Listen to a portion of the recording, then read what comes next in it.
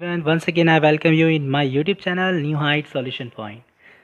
Today, we are going to discuss the topics for the class 11th, differential form of speed, velocity and acceleration. So, let's start the topic. अगर straight line में travel कर रहा है तो distance and displacement both are equal. Okay, average speed भी लिख देते हैं, यहाँ पे average velocity भी लिख देते हैं. क्यों, हम क्या मान के चल रहे हैं? Object is travelling in straight line. तो बस आपको अगर स्पीड पूछा जाए तो आप स्पीड लिखेंगे, यहाँ डिस्टेंस लिखेंगे. वेलोसिटी पूछा जाए तो यहाँ वेलोसिटी और यहाँ पे डिस्प्लेसमेंट लिखेंगे. अब इसके लिए हम डिनोट सिंबल लगा लेते हैं v bar. Change in distance, तो डिस्टेंस में चेंज हो रहा है तो हम उसको चेंज को डेल्टा एक्स से डिनोट करते हैं, टाइम को डेल्टा टी से डिनोट करते हैं.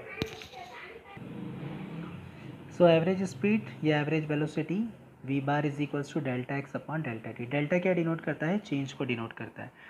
तो हमें यहाँ पर ये ध्यान रखना है कि डेल्टा को हम किसी और सिंबल से रिप्लेस कर सकते हैं और वो सिंबल क्या हो सकता है? वो सिंबल हो सकता है d x upon d T. तो डिफरेंशियल फॉर्म जो हम बात करना चाह रहे हैं, वो होता है d x upon d t v bar equal to. ठीक है. अब इसमें भी हम एक और चीज़ बता देते हैं. ये तो आपका एवरेज वेलोसिटी कैलकुलेशन हो जाएगा किससे? इस वाले फार्मूले से. जब भी आपको डिफरेंशियल फॉर्म में पूछा जाए उसके लिए हम न्यूमेरिकल के सॉल्यूशंस भी देखेंगे किस तरह से बनते हैं. तो ये हो गया.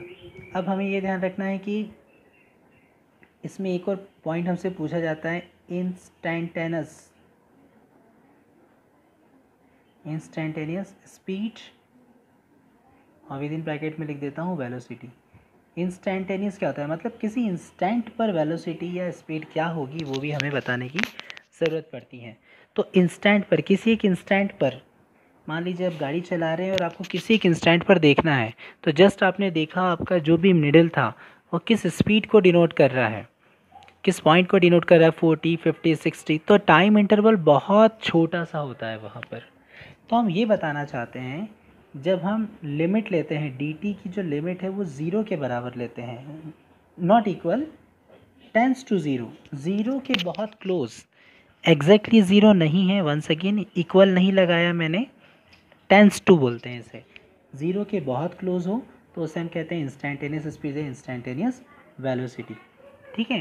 तो इंस्टेंटेनियस स्पीड या इंस्टेंटेनियस वेलोसिटी के लिए फिर हम ऐसे लिखते हैं कि हमने वी तो लग लिया और यहाँ पे लिख देते हैं एल टी, और डेल्टा टी या डी टी एक ही बात है, टेंस टू ज़ीरो, और यहाँ लिख देते हैं d x upon d T. तो ये क्या बताता है? एल टी को हम क्या कहते हैं? Limiting value of average velocity. इसको हम क्या कहते हैं? लिमिटिंग, इसे हम कहते हैं limiting value of average velocity. ये डिपेंड करता है आपको किस तरह का क्वेश्चन पूछा जाता है. पिछले लेक्चर्स में हमने ये देखा था कि कितने टाइप के एक्सप्रेशन बन सकते हैं एवरेज वेलोसिटी और स्पीड को फाइंड करने के लिए. अब ये जब ग्राफिकल रिप्रेजेंटेशन की बात होती है तो फिर हमने ग्राफिकल रिप्रेजेंटेशन के थ्रू भी देखा. अब ग्राफिकल के अलावा जब हम क्लास 11th में आते हैं तो हमको डिफरेंशियल फॉर्म्स और इंटीग्रल फॉर्म्स की भी ज़रूरत पड़ती है. तो हम डिफरेंशियल फॉर्म्स की ज़रूरत को डिस्कस कर रहे हैं. और इस डिफरेंशियल फॉर्म में हमने ये देखा कि हम स्पीड कैसे निकाल सकते हैं d x upon d T की हेल्प से. ठीक है. और जब इंस्टेंटेनियस स्पीड पूछा जाता है तो हम ये कहते हैं कि किसी इंस्टेंट पर time is very close to zero, तो वहाँ पे जो स्पीड हो जाती है वो इंस्टेंटेनियस स्पीड हो जाती है. यहाँ पे एल टी लिखा जाता है, एल टी, उसके नीचे लिखा जाता है डी टी या delta t tends to zero. और एल टी को क्या कहते हैं? Limiting value of average velocity. L T क्या बताना जाता है? Limiting value of average velocity. तो आई होप कि यू आर गेटिंग दिस, आपको समझ में आ रहा है. इसी तरह से अब हम एक्सेलरेशन की बात करते हैं. तो let's be with me now. Let's see, अभी तक हमने ये देखा था delta x upon delta T. अब हम बात कर रहे हैं एवरेज एक्सेलरेशन. जब हम एवरेज एक्सेलरेशन की बात करते हैं तो हम बोलते हैं change in velocity upon change in time. Change in velocity upon change in time. Change in velocity को डिनोट करते हैं डेल्टा वी से, और चेंज इन टाइम को डिनोट करते हैं डेल्टा टी से, delta we upon delta T. तो ये हमारा कैलकुलेशन हो गया. तो हम बात कर रहे थे एवरेज एक्सेलरेशन, तो delta we upon delta T. अब इसमें भी जब हम इंस्टेंटेनियस एक्सेलरेशन की बात करते हैं, इंस्टेंटेनियस एक्सेलरेशन की जब हम बात करते हैं तो अब यहाँ पर भी यही चीज़ लिखते हैं कि डेल्टा, पहले तो हमको रिप्लेस करना होगा, d v upon d t लिखना पड़ेगा, d v upon d t, और यहाँ पे फिर हम वैसे लिख देते हैं एल टी, डी टी जो है वो टेंस टू 0 के बराबर है। मतलब इंस्टेंटेनियस एक्सेलरेशन आपको कैसे मिलेगा, टाइम इंटरवल बहुत छोटा हो और वेलोसिटी कैसे चेंज होना चाहिए, with respect to time velocity में चेंज होना चाहिए। डेल्टा को रिप्लेस किया जाता है डी से। यहाँ तक भी ठीक है। अब आप जानते हैं कि v की वैल्यू भी जो होती है velocity d x upon d t के बराबर होती है। v is also equal to d x upon d t, और यहाँ पे ये चीज़ दिया हुआ है। तो देखिए हम इसे और किस तरह से लिख सकते हैं, हम ऐसे लिख सकते हैं डी बाई डी टी तो ऑलरेडी लिखा हुआ है हमारे पास, v की जगह हम लिख सकते हैं d x upon d t, v की जगह लिखा जा सकता है d x upon d t, d by d t as it is, v की जगह पे लिखा d x upon d t. अब इसे और थोड़ा सा हम बेटर तरीके से लिख सकते हैं, तो d इंटू डी, इसको लिखा जाता है d का स्क्वायर और बॉटम में dt का स्क्वायर। इसे लिखने का तरीका ये होता है d का स्क्वायर बॉटम में dt का स्क्वायर और यहाँ पर x। तो ये हम क्या फाइंड करना चाह रहे हैं, हम a फाइंड करना चाह रहे हैं, एक्सेलरेशन। मतलब ये है कि अगर हमारे पास डिस्प्लेसमेंट की कोई एक इक्वेशन है, उससे एक्सेलरेशन फॉर्म फाइंड करना है, तो हम उसका 2 बार डिफरेंशिएशन करेंगे। पावर 2 क्या बताता है, 2 times we have to go for differentiation when we are going to calculate acceleration with x, and here we are going to calculate velocity with x, so 1 time of differentiation we have to go. We will see the numericals also, so it will be more better for you for clearance. To 5t square minus 5t plus 2, और हमें इसमें उसने पूछा है आपको average velocity find करके बताना है। Time interval t is equals to 2 से t इज इक्वल्स टू 0 से t is equals to 2 second के बीच में। तो इस इक्वेशन में हम क्या करते हैं, x1 लिखेंगे और यहाँ पे हम ये मान के चलेंगे कि हम t इक्वल टू 0 रख के चल रहे हैं। तो t इक्वल टू 0 रखेंगे तो t यहाँ पर 0 है, 0 की पावर 2 0 हो जाएगा। 5 इंटू अगेन t की जगह पे हम 0 रख देंगे और ये 2 एज इट इज़। तो 0 minus 0 plus 2 we will get here 2। x1 हमको कितना मिल रहा है, 2।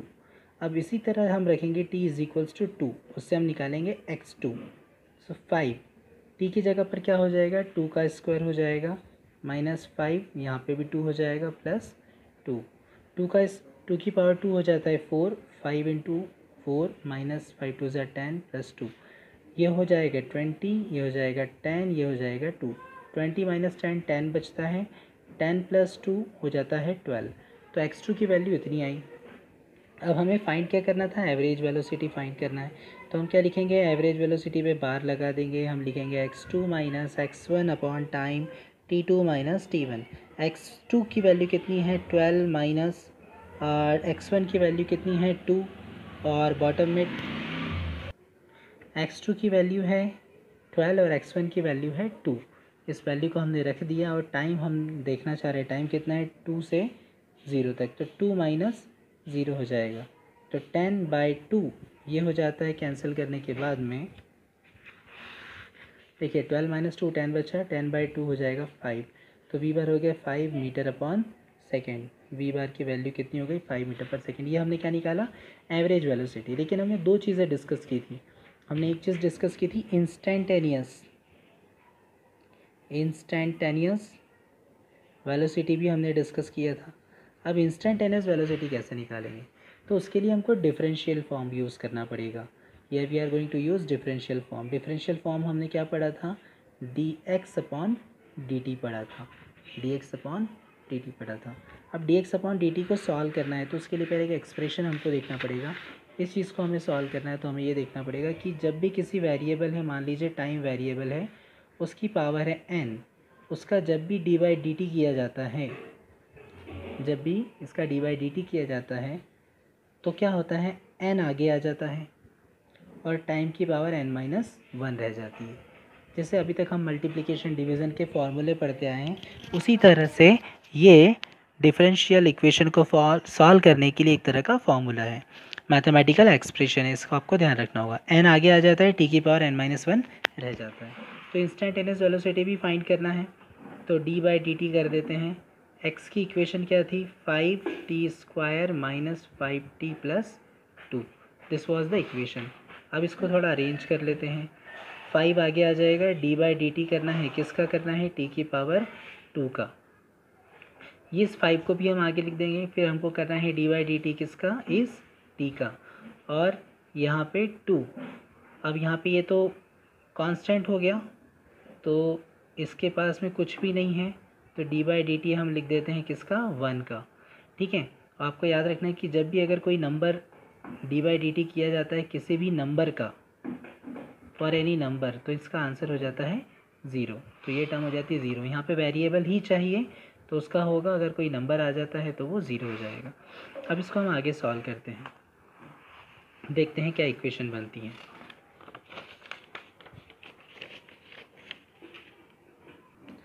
तो लेट्स कंटिन्यू। इसका d/dt करना है तो 5, मैंने कहा पावर आगे आ जाएगी, पावर आगे आ गई और एक पावर कम हो जाएगी, तो t की पावर रह जाएगा 1। 5 यहाँ t की पावर कुछ नहीं मतलब 1 है, तो 1 आगे आ जाएगा और फिर कुछ भी नहीं बचेगा, तो हम लिख सकते हैं t की पावर 0 बचेगा। और मैंने कहा कि जहाँ पे भी नंबर आ जाता है तो उसके लिए 0 हो जाएगा। तो हमारे पास क्या बचा, 5 × 2t × 5, t की पावर 0 की वैल्यू हो जाती है 1। अब हमें इंस्टेंटेनियस स्पीड वेलोसिटी फाइंड करनी है t = 2 सेकेंड पर। इंस्टेंटेनियस फाइंड करना है कहाँ पर, t = 2 सेकेंड पर। तो हम क्या करेंगे, t = 2 रख देंगे इस वाली इक्वेशन में। तो देखिए 5 2, t की जगह पर क्या रख देते हैं, 2 रख देते हैं, और यहाँ पे 5 एज इट इज़।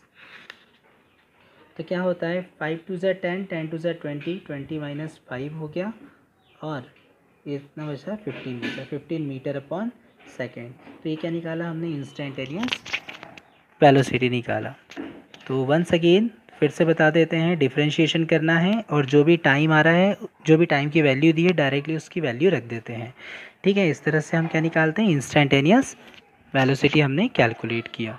अगर ये वीडियो आपको अच्छा लगा हो तो प्लीज़ इसको लाइक करें, शेयर करें, सब्सक्राइब करें। Thank you and have a nice day.